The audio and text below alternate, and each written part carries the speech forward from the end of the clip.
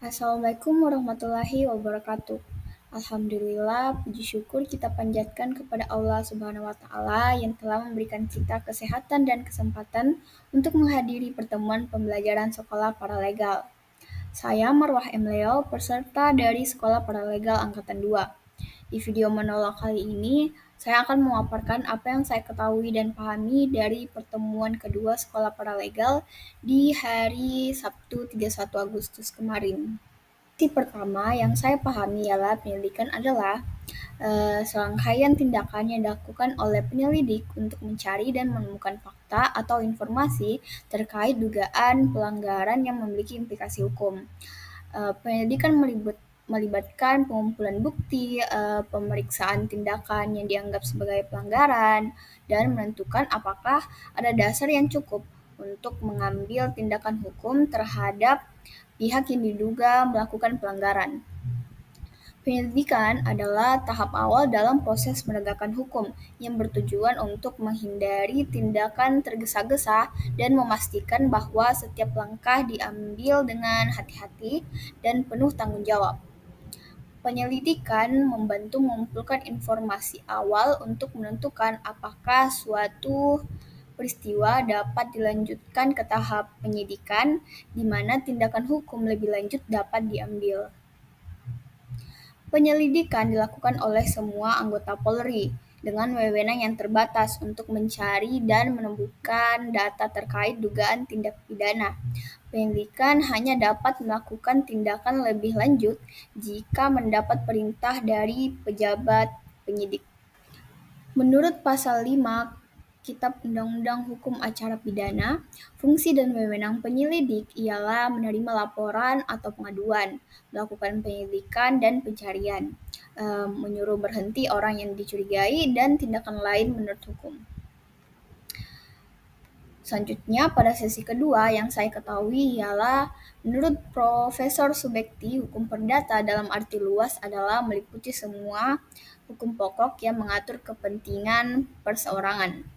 Hukum perdata dibagi menjadi 4 bagian, yaitu hukum perorangan, hukum kekeluargaan, hukum kekayaan, dan hukum waris. Perikatan adalah hubungan hukum antara dua pihak di mana satu pihak berhak menuntut sesuatu dan pihak yang lain berkewajiban untuk memenuhinya. Pihak yang berhak menuntut disebut kreditur, sedangkan pihak yang berkewajiban disebut debitur. Gugatan sederhana adalah gugatan perdata dengan nilai material maksimal 500 juta, yang diselesaikan dengan cara dan pembuktian sederhana. Gugatan ini hanya bisa digunakan untuk perkara wan prestasi atau ingkar janji dan perbuatan melawan hukum (PMH), tetapi tidak untuk sengketa yang diselesaikan melalui pengadilan khusus atau sengketa hak atas tanah.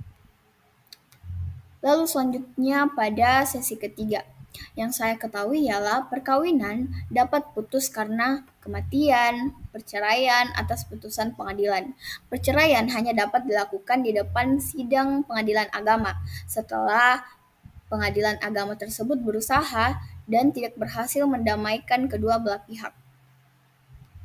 Perceraian dapat terjadi karena zina, mabuk, judi, narkoba, meninggalkan pasangan tanpa izin, hukuman penjara 5 tahun atau lebih, kekerasan atau penganiayaan, lalu cacat atau penyakit berat, perselisihan terus-menerus, pelanggaran taklik talak, dan peralihan agama yang menyebabkan ketidakrukunan.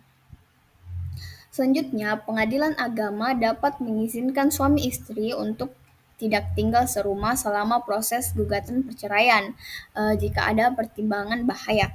Dan selama berlangsungnya gugatan perceraian, atas permohonan penggugat atau tergugat, pengadilan agama dapat yang pertama, menentukan nafkah yang harus ditanggung oleh suami. Kedua, menentukan hal-hal yang perlu untuk menjamin terpeliharanya barang-barang yang menjadi hak bersama suami istri, atau barang-barang yang menjadi hak suami, atau barang-barang yang menjadi hak istri. Sekian dari saya, terima kasih. Wassalamualaikum warahmatullahi wabarakatuh.